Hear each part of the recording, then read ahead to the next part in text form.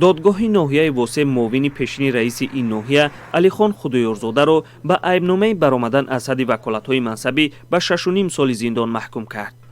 در نشست خبری جزئیات پرونده او آورده نشد، ولی تخمین می رود او را به تقسیم نادرست زمین گناهکار دانسته‌اند.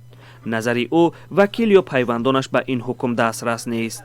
با نسبت معاون رئیس ناحیه خدایورزاده علیخان قربان در سال رمضان جنایت پرونده اجرایی آغاز کرده ایم. پرونده اجرایی جمعی محکمه کنفرانس نوع مورد ترتیب شکل قرار گرفت.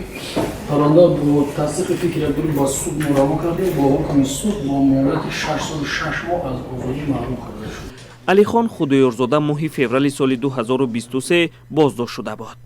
تا آن وقت وی معاون رئیس حکومت ناحیه واسع در مسئله ساختمان و همزمان رهبر هیئت دولتی تقسیم زمین بود.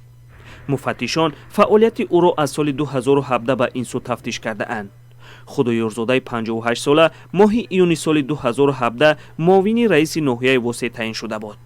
او در این سمت تا ماه فوریه سال 2023 کار کرده است. در منطقه کلاب بار اول نیست که معاونان رئیس یک ناحیه در بخش ساختمان و تقسیم زمین بازداشت می شوند. محمود جان رحمتزاده، آزادی، ناحیه واسع.